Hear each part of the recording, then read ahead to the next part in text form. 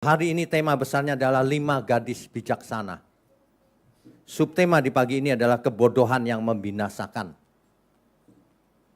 Nanti sesi keduanya apakah kebijaksanaan itu ya. Tuhan Yesus sering sekali mengajar memakai perumpamaan. Seumpama ibarat sebagai ilustrasinya. Supaya apa? Supaya orang mengerti yang dimaksud.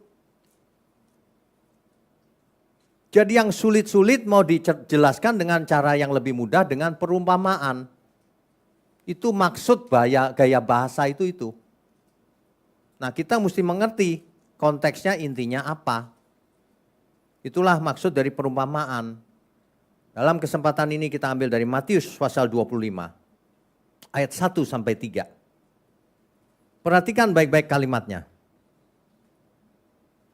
Matius pasalnya yang ke-25 ayat 1 sampai 13. Pada waktu itu hal kerajaan surga seumpama 10 gadis. Seumpama. Ini bicara soal apa? Hal kerajaan surga. Jangan salah ngerti ya Bapak Ibu ya. Nanti lihat gambar itu dipikir ini soal poligami. Kok ceweknya 5? Bukan. Banyak orang salah mengerti ketika baca perumpamaan ini. Ya, bukan. Ini soal hal kerajaan surga. Yang mengambil pelitanya dan pergi menyongsong mempelai laki-laki. Ini kalau orang tidak mengerti budaya hari itu bingung gitu. Ini ngapain sih sebenarnya gitu. Budaya kuno itu ketika itu kalau ada seorang mempelai laki-laki, dia pergi ke rumah orang tua mempelai perempuan dulu. Dia pergi ke rumah itu menjemput calon istrinya ini dengan seremoninya tentu ya. Nah, setelah dijemput, dibawa pulang ke rumahnya. Untuk apa? Untuk pesta nikah di sana. Pesta kawin di sana. Nah, dalam rangka itu seperti zaman sekarang ada pengiringnya, ada teman-temannya gitu. Nah, ceritanya pengiring ini ada yang gadis ini tadi, 10 gadis. Pengiringnya membawa lampu dan minyak sebagai iring-iringan. Gak boleh mati lampunya. Kalau lampunya mati gak hormat tuh sama mempelai itu. Nah, gitu ceritanya ya. Kita teruskan dulu. Ayat 2, 5 diantaranya bodoh dan 5 bijaksana. Gadis-gadis yang bodoh itu membawa pelitanya tapi tidak bawa minyak. Itu bodoh namanya. Ya. Sedangkan gadis-gadis yang bijaksana itu membawa pelitanya dan juga minyak dalam buli-buli mereka. Ini hal sederhana loh sebenarnya. Sangat sederhana. Pelita ya tentu butuh minyak. Lah kok nggak bawa, ya? Tetapi karena mempelai itu lama tidak datang-datang juga, mengantuklah mereka, semua lalu tertidur. 10-10-nya tertidur loh saudara. Tapi itu tidak jadi masalah, karena sang mempelai belum datang. Nggak masalah, ya. Ayat 6. Waktu tengah malam terdengarlah suara orang berseru, mempelai datang, songsolah dia. Diumumkan itu, mempelai datang nih, gitu. Gadis-gadis itu pun bangun semuanya lalu membereskan pelita mereka. Gadis-gadis yang bodoh berkata kepada gadis-gadis yang bijaksana, berikanlah kami sedikit dari minyakmu itu sebab pelita kami hampir padam. Gitu. Ya.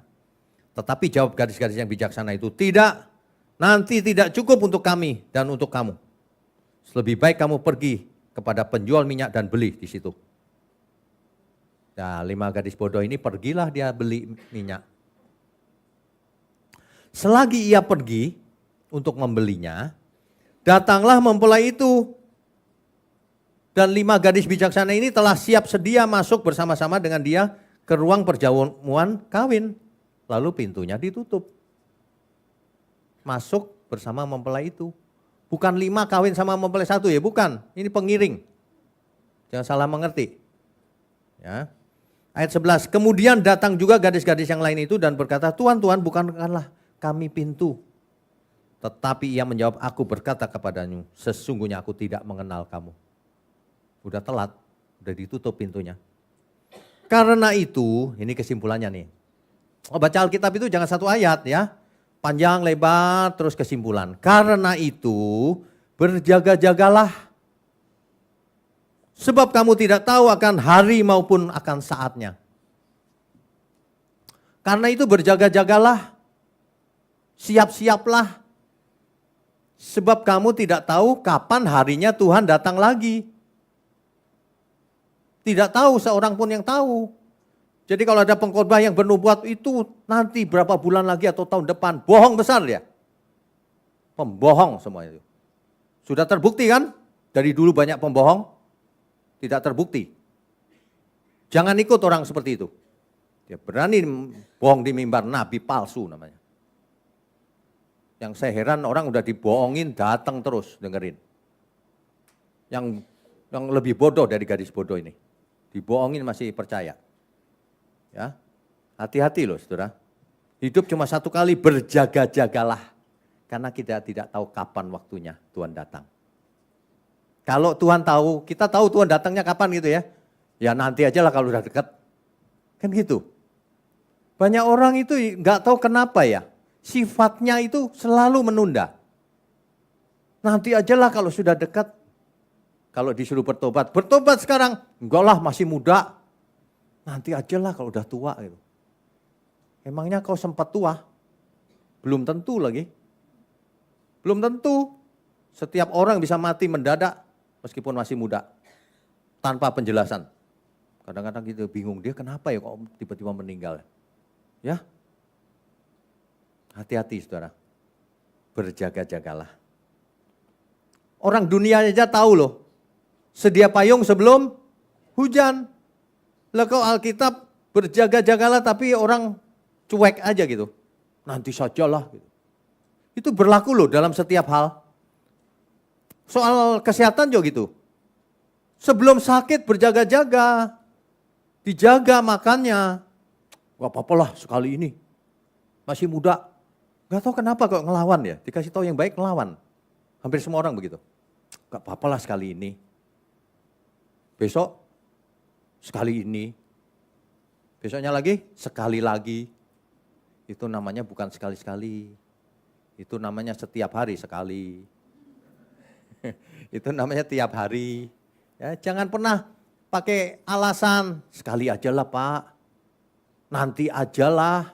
Ada lagi yang nawarnya begini. Itu penjahat di samping Yesus. Terakhir kali bertobat aja masuk surga apa? Ngapain bertobat sekarang? Waduh, sifat jelek banget ini. Kita dihadapkan pada 3 salib.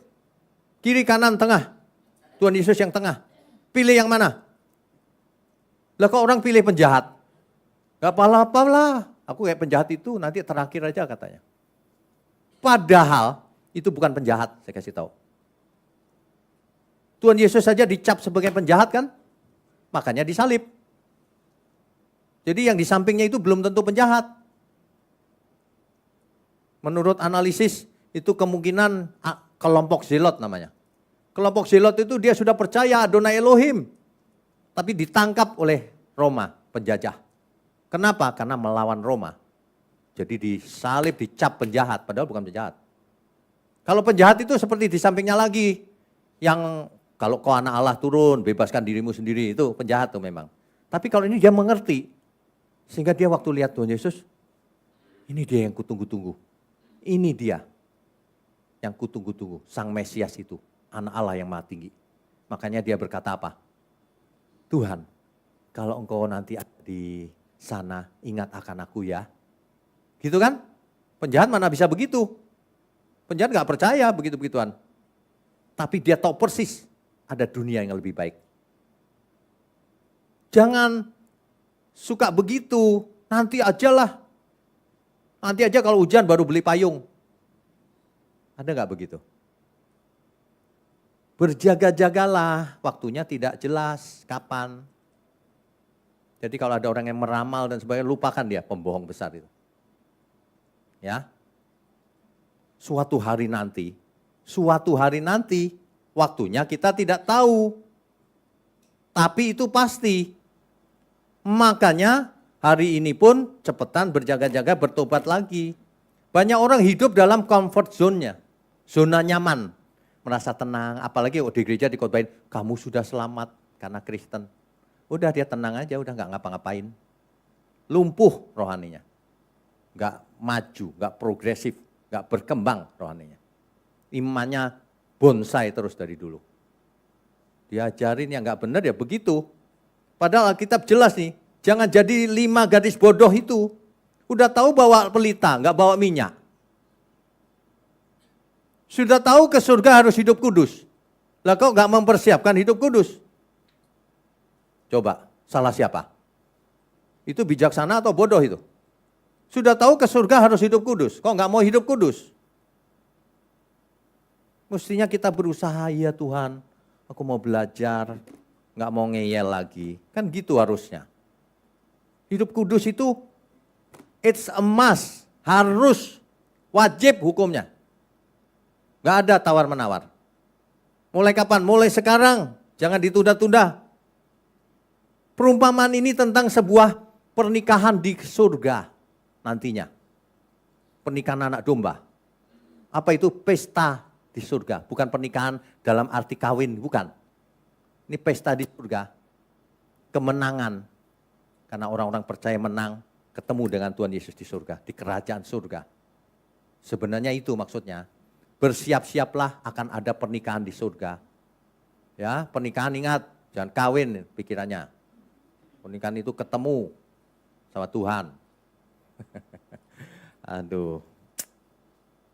Kalau perumpamaannya sudah sangat jelas begini, semua orang kalau ditanya, iya aku mau jadi gadis yang bijaksana itu. Pasti.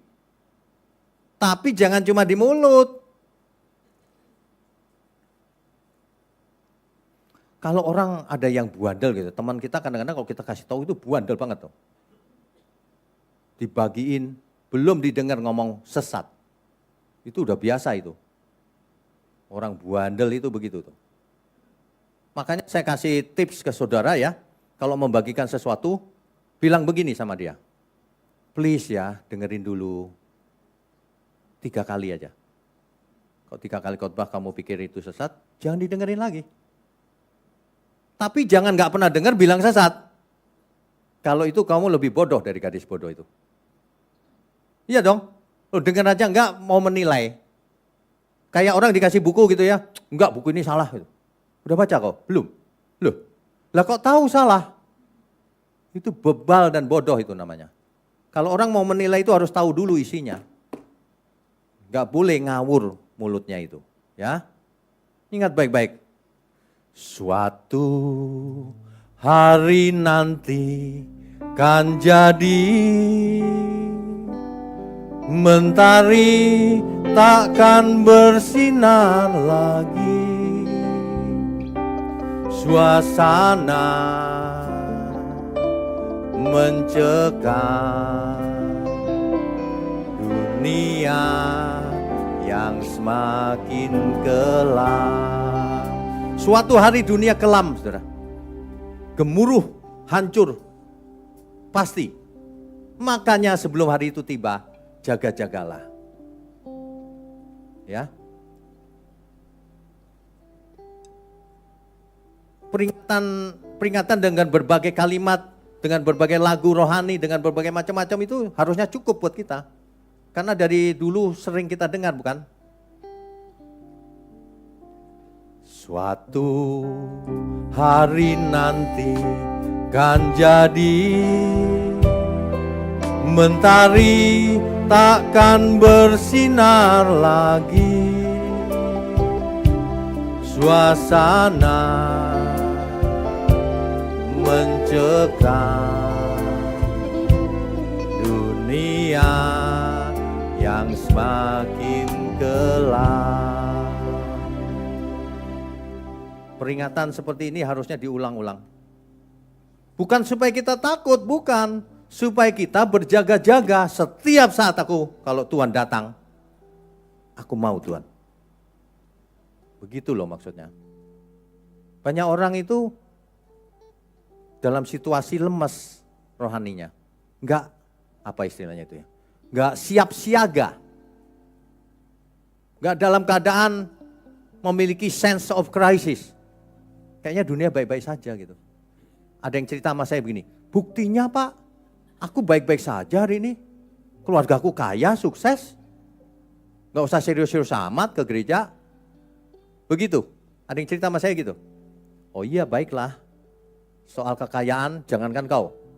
Orang yang gak percaya Yesus saja bisa jauh lebih kaya dari kau. Bukan itu ukurannya.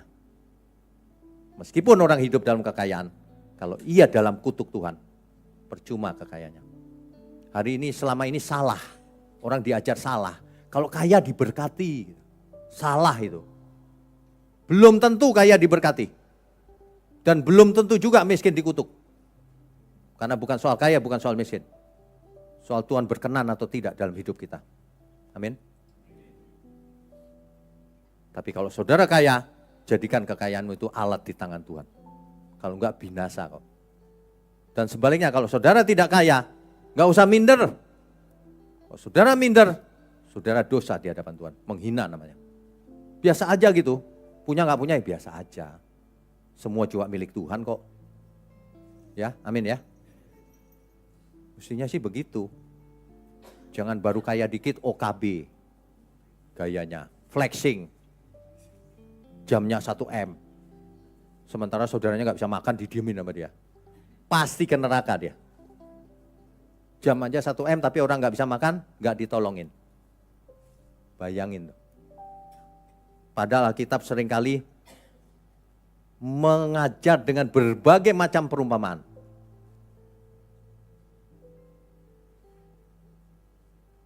Perkawinan anak domba itu dicatat di Wahyu 19 ayat 7. Di surga sana. Ya. Jadi meskipun semua sempat tertidur, itu enggak masalah. Asal ketika sang mempelai datang, dia sudah siap. Dengan pelita dan minyaknya. Ada banyak orang yang mengartikan pelita dan minyak ini macam-macam. Terserah, enggak masalah. Yang penting adalah ketika Tuhan datang kita sudah siap. Dan Tuhan berkenan atas hidup kita. Jadi minyak itu mau diartikan kekudusan, boleh. Mau diartikan apa aja boleh asal Tuhan berkenan. Begitu cara menafsir yang benar. Jangan minyak diartikan minyak urapan. Aneh-aneh aja. Minyak urapan gak akan menolongmu, saya kasih tahu. Hidup kudus yang Tuhan inginkan. Ada amin semua? Jangan agamawi. Punya jimat-jimat rohani. Aneh. Alkitab gak pernah ngajar seperti itu. Kita hidup itu harus nyata imannya, bukan mistis. Kalau mistis gak jadi berkat nanti. Malah orang aneh itu lihatnya. Ya. Tentang berjaga-jaga ini, dikisahkan lagi di Lukas 12 ayat 35 sampai 48. Di situ kisahnya hampir sama meskipun bukan gadis bodoh tadi. Tapi intinya berjaga-jagalah. Tapi ada hal penting yang kita mau ambil. Lukas pasal 12. Nanti baca ya lengkapnya. Saya akan bacakan di ayat-ayat mulai 46. Maka Tuhan hamba itu akan datang pada hari yang tidak disangkanya. Gak ketahuan kapan. Dan pada saat yang tidak diketahuinya. Dan akan membunuh dia dan membuat dia senasib dengan orang-orang yang tidak setia. Dianggap tidak setia. Meskipun hamba tadinya. Tapi karena tidak siap sedia, dianggap tidak setia. Disuruh menyambut gak nyiapin diri, gak mempersiapkan diri. Makanya kalau kita kerja melayani Tuhan, harus persiapan. Harus juga. Bekerja di kantor juga harus persiapan. Kuliah juga harus persiapan yang baik, bentuk tanggung jawab itu. Ayat berikutnya perhatikan nih, ayat 47. Adapun hamba yang tahu akan kehendak tuannya, tetapi yang tidak mengadakan persiapan atau tidak melakukan apa yang dikehendaki tuannya, ia akan menerima banyak pukulan, akan dihukum. Padahal dia tahu loh tuannya akan datang, tapi dia nggak melakukan apa yang harus dilakukan. akan mendapat banyak pukulan. Ayat 48. Tetapi barang siapa tidak tahu akan kehendak tuannya, nggak tahu maksudnya tuannya apa, dan melakukan apa yang harus mendatangkan pukulan, salah juga kan, tapi nggak tahu, ia akan menerima sedikit pukulan, karena nggak tahu. Salah juga, tapi lebih ringan dibanding yang tahu tapi tidak melakukan. Sangat logis ya. Setiap orang yang kepadanya banyak diberi, daripadanya akan banyak dituntut. Dan kepada siapa yang banyak dipercayakan, daripadanya akan lebih banyak lagi dituntut. Saudara, yang diberi banyak, dituntut banyak. Yang diberi sedikit, dituntut sedikit. Tuhan itu sangat adil. Saudara tahu apa yang baik, tapi nggak melakukan, dosamu kekal. Kekal, saya kasih tahu. Nggak ada ampun. Karena apa? Sengaja. Sudah tahu tapi tidak melakukan, itu sengaja. Beda sama orang yang tidak mengerti. Yang nggak mengerti nggak salah. Tapi kalau mengerti tidak melakukan, itu dosanya kekal. Tidak ada ampun lagi. Makanya dalam hukum Taurat, membunuh dengan sengaja harus dibunuh. Hukum Taurat. Tapi kalau nggak sengaja, ada solusinya.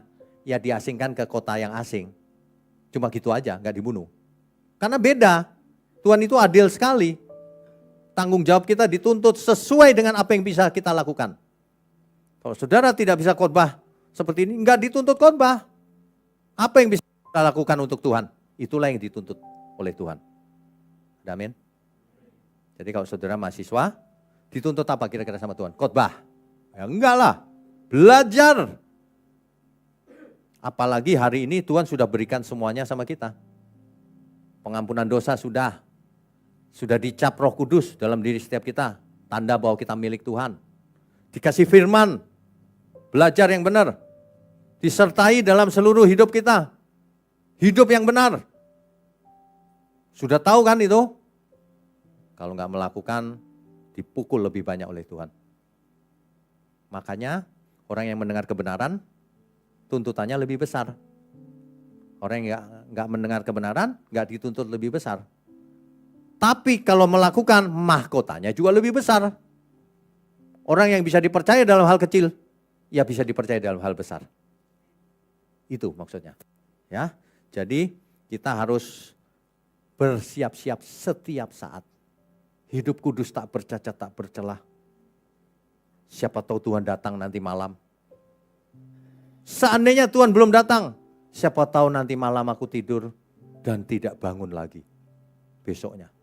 Kan sama aja. Sudah akhir dari buku kita itu. Lalu dihakimi. Sama aja. Kita baca beberapa ayat lagi ya. 1 Tesalonika 5 ayat 2. 1 Tesalonika 5 ayat 2. Karena kamu sendiri tahu benar-benar bahwa hari Tuhan datang seperti pencuri pada malam. Gak ada yang tahu maksudnya. Ya, jadi jangan tidur. 2 Petrus 3. 2 Petrus pasal 3 ayat 10 sampai 11. Ini jelas sekali ini. Tetapi hari Tuhan akan tiba seperti pencuri. Pada hari itu langit akan lenyap dengan gemuruh yang dahsyat, dan unsur-unsur dunia akan hangus dalam nyala api. Dan bumi dan segala yang ada di atasnya akan hilang lenyap. Saudara kalau baca ayat ini, jelas ya maksudnya ya. Tapi sungguh aneh ada orang yang cerita langit dan bumi gak lenyap. Itu ciri kepalsuan tuh gitu. Alkitab ngomong apa dia gak percaya. Udah jelas lenyap.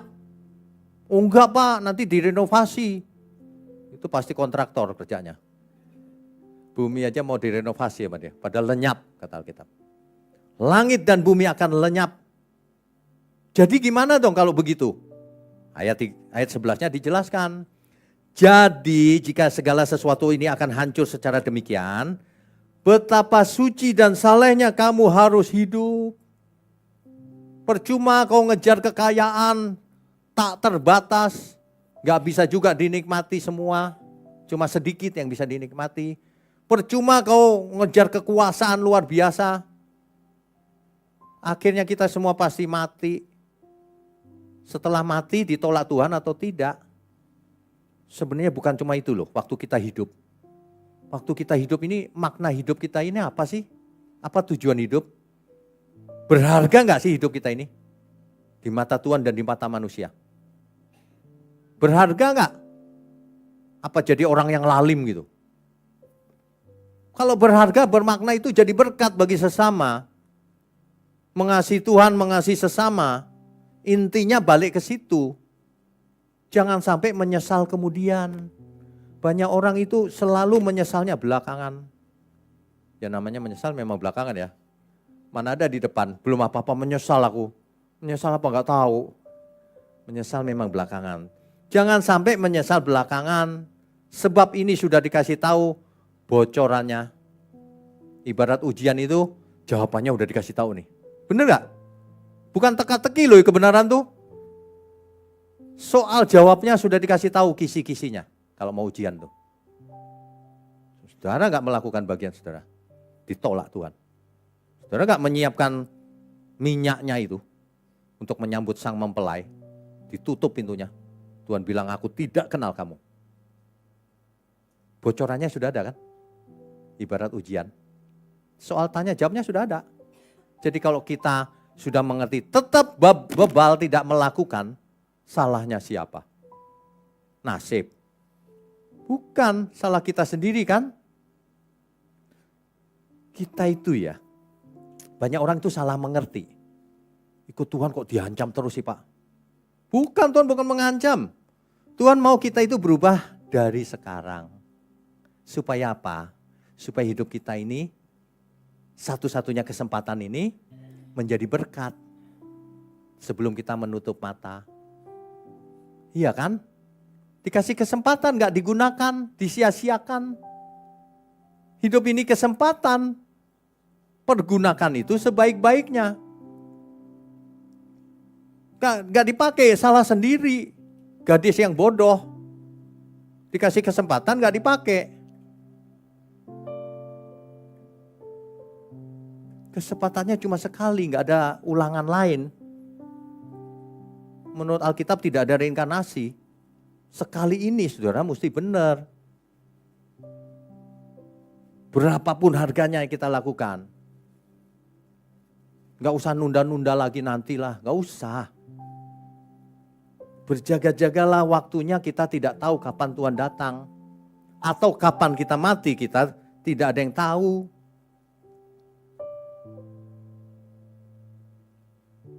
Banyak orang gak merasa hidup ini kesempatan.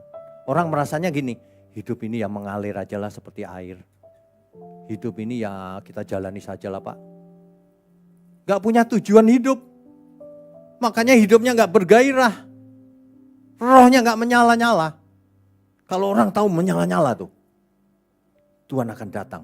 Aku harus menyambutnya dengan minyak yang penuh. Aku mau Tuhan dengan segala cara. Bayangkan kalau pasangan hidup suami istri begitu ya, sangat beruntung. Kalau bapak ibu suami istri ada yang di gereja bersama gitu, wah itu sangat beruntung loh.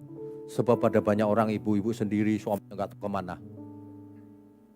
Iya beneran loh, hidup sekali ini kelihatannya simpel gitu tapi aduh banyak orang menyia-nyiakan.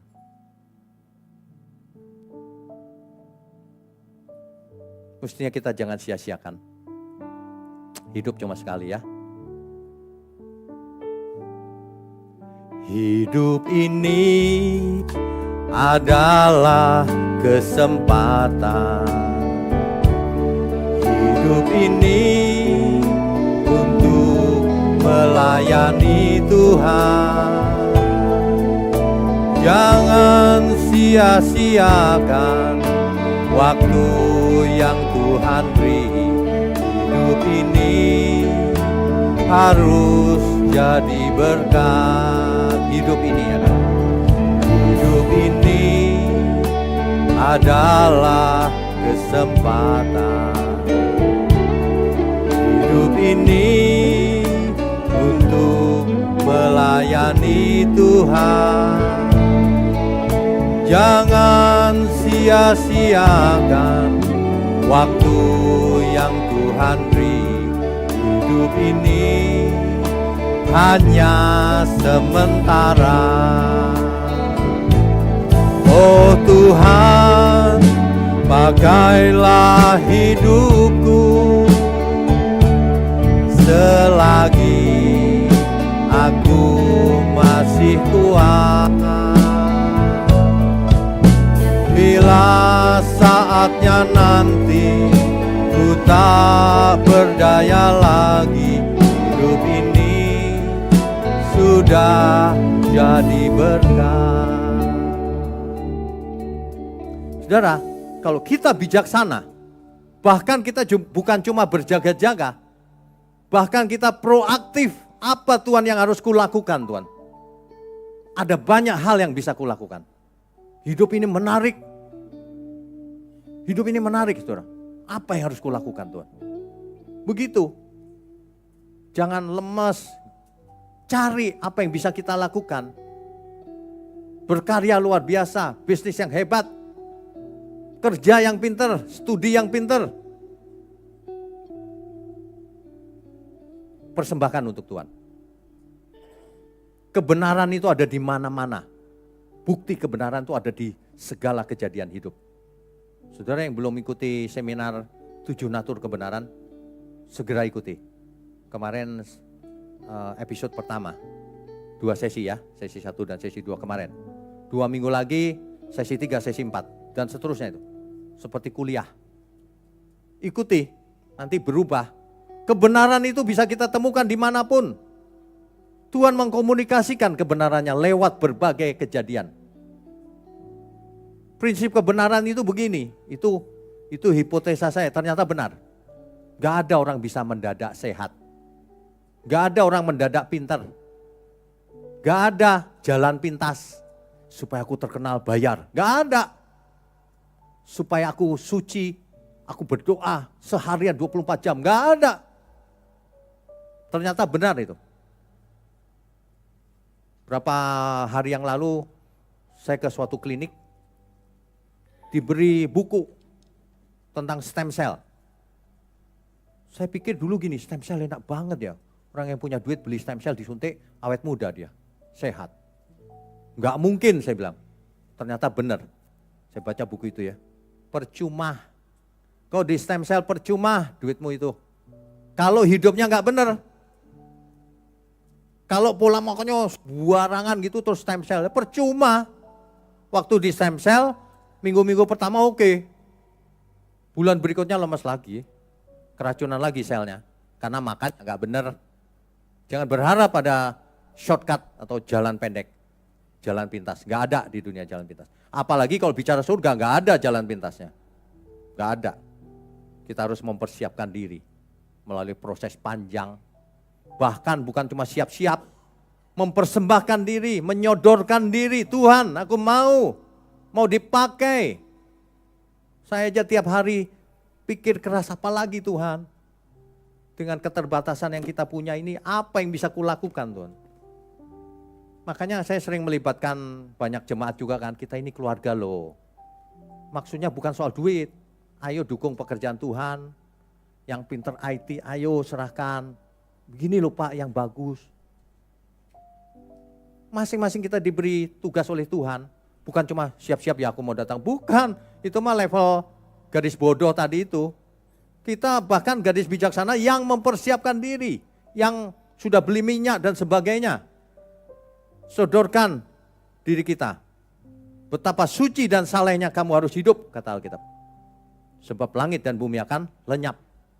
Kalau di dunia sekarang sedang mengalami masalah dan sebagainya, udah gak masalah, itu sementara. Ingat cincin Salomo, semuanya pasti berlalu. Gak usah digede-gedein. Aduh ya aku sedih, ya mengerti, tapi gak lama. Paling berapa puluh tahun lagi. Atau nanti malam kesedihan kita berakhir. Saya kalau berdoa ya mengerikan kata orang. Kadang-kadang saya berdoa malam hari itu begini. Tuhan, aku tidak tahu apakah besok aku masih buka mata apa enggak. Lu kalau enggak buka mata gimana? Bisa kan? Dipanggil pulang? Saudara mau enggak dipanggil pulang Tuhan? Loh ya mikir-mikir. Katanya cinta Tuhan. Dipanggil pulang enggak mau. Oh. Kalau pas dipanggil pulang Tuhan, siap Tuhan. Kalau saya dipanggil pulang Tuhan, siap Tuhan. Titip keluargaku. Titip istri anak-anakku ya Tuhan. Gitu aja. Percaya saja sama Tuhan. Gak usah banyak nanya, tapi enggak. Lakukan saja bagian kita. Itu yang paling penting itu. Hidup cuma sekali, saudara. Jangan ikuti ajaran yang enggak benar.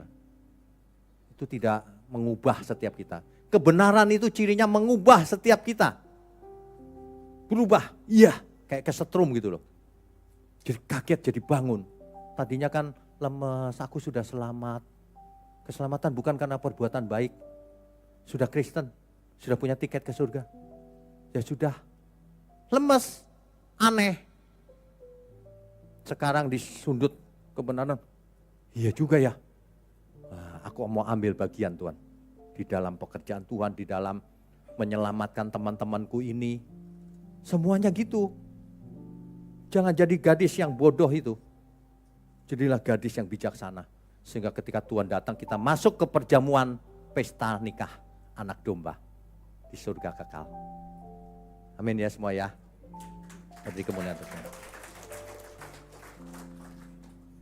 Bapak Ibu Saudara sekalian, ini agak panjang, tapi waktunya tidak cukup. Nanti Bapak Ibu Saudara bisa ikuti sesi kedua lewat online ya, supaya lengkap. Hari ini memang harinya ibu-ibu, hari menyambut Kartini, makanya ibu-ibunya cantik-cantik semua. Kita senang lihatnya, ibu-ibu semangat gitu ya. Biasanya juga cantik Bu, cuma hari ini lebih cantik lagi. Saudara, kita gini aja loh, hidup ini dibuat enak aja. Ayo kita cari apa yang bisa kita lakukan bersama untuk Tuhan. Ayo berubah, yang bandel-bandel mulutnya kasar, bertobat sekarang juga. Jangan sampai terlambat semuanya ya. Suatu hari nanti kalau Tuhan datang, kita sudah siap Tuhan. Mestinya begitu. Amin. Amin. Kita beri kemuliaan untuk Tuhan. Ya. Saudara sekalian, bicara soal kebenaran, setiap orang merasa benar. Makanya semua kecap di nomor satu kan. Ada orang yang mengatakan saya paling benar, ini paling benar, itu paling benar. Mana sebenarnya yang paling benar? Oleh sebab itu, hadiri seminar 7 natur kebenaran dan aplikasinya. Seminar ini wajib dihadiri oleh para teolog, apologet, pengkhotbah, bahkan oleh para jemaat sendiri. Agar kita bisa membedakan manakah yang benar, manakah yang salah. Inilah alat uji kebenaran yang sangat objektif dan alkitabiah. Pastikan saudara ikut dan ajak seluruh saudara dan sahabat-sahabat. Bapak-bapak dan ibu-ibu yang terkasih dimanapun berada, yuk kita belajar pelajaran Alkitab bersama secara online. Setiap hari Rabu jam 7 malam bersama pendeta Bapak Wignio Tanto secara online, bisa melalui Zoom. Tetapi kita harus mendaftarkan dulu ke nomor berikut ini. Selamat bergabung dan Tuhan Yesus memberkati.